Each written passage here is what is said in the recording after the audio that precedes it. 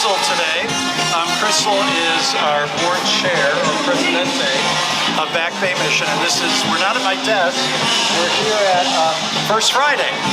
I'm down here in downtown Biloxi in the green. Boogieing! Yeah, boogieing, right? So very excited to be here with Crystal. I've known you for about a year, I guess, and you've been the president for that year. On Zoom. Until right now. Until this is right the now. First day. Yesterday was the first time I met Face to James face. It's so in person. exciting, isn't it? Yes, Very exciting.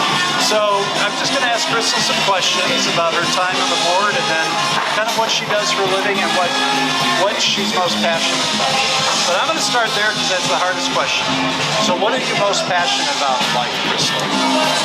Really, my biggest passion is to support families and their children, and really to bolster struggling families, marginalized families, children that have, a couple needs here and there, and to really get in the inspiration, the opportunities, the really supports that we can provide to families so that they can love and nurture the children in their care.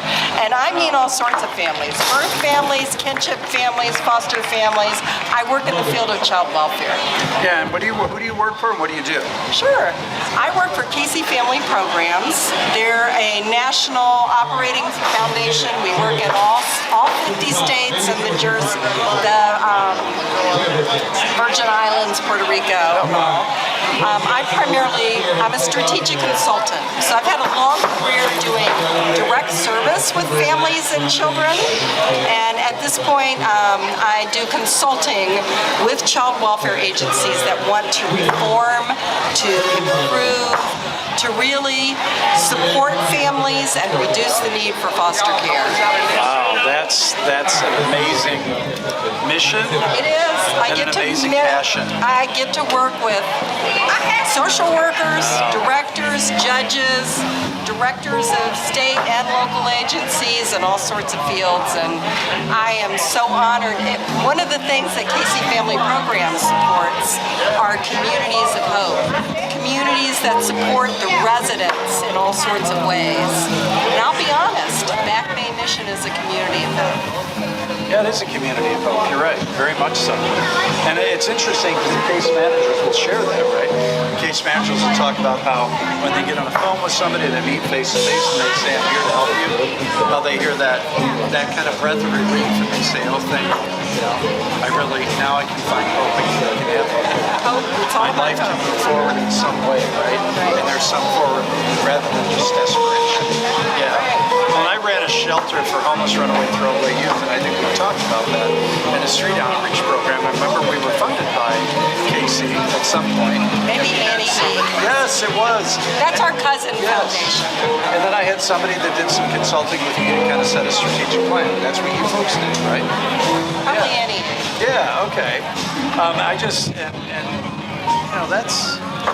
That's definitely a passion of mine, working with people that are marginalized, living in the margins, especially children, because they're often part of those families. They're living in need or want or poverty. Well, some of the biggest strategies that I think are effective is lifting up the voice of youth, of families, of community members, and I think Back Bay is always doing that. Listening to Kenny talking in the board meeting today about the client advisory board, the guest advisory board. That's what we do. Let's lift up the voice of lived experience, because we always come up with solutions from human services that we have created.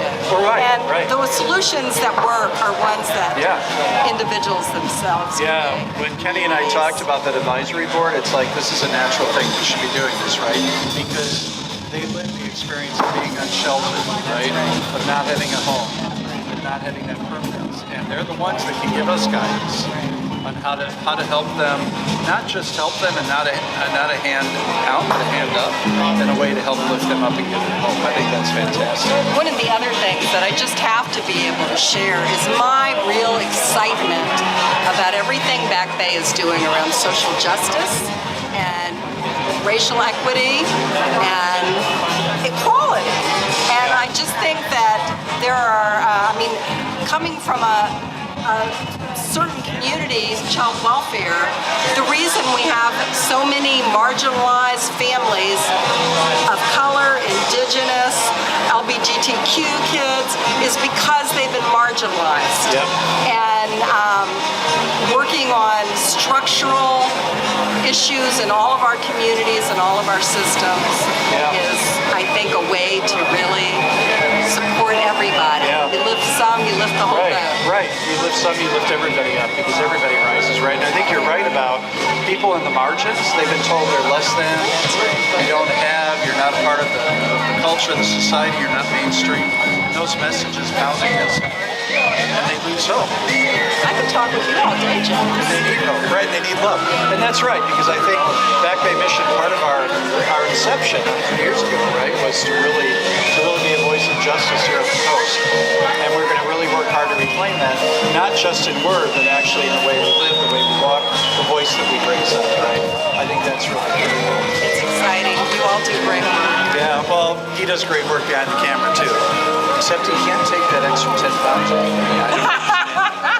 I've never said that on the camera yet, but I'm just going to put it out there. So, how long have you been on the board?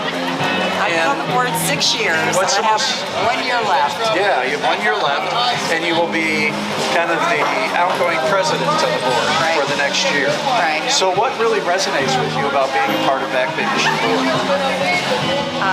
I am been so excited to meet so many members of the clergy, honestly, and leaders in faith communities. Because, I work in the human services world, which is slightly different. We're all do-gooders. We all want to do service.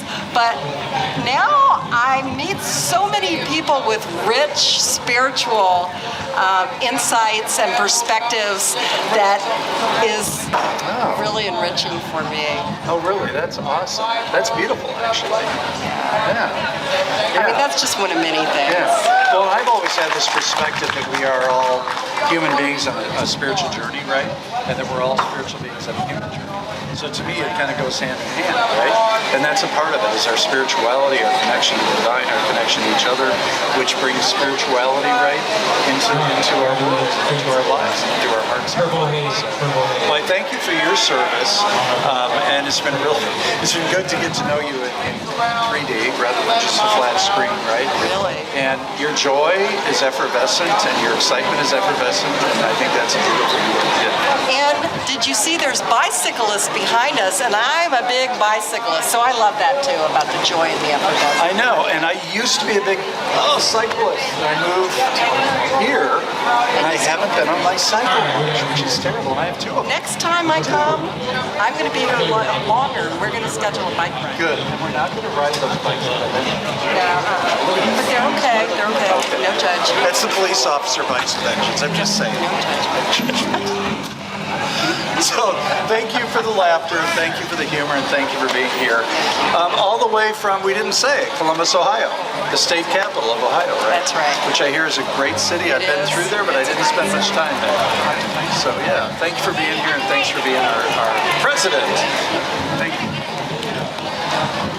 So thank you everybody for joining us. Feel free to support us in whatever way you can.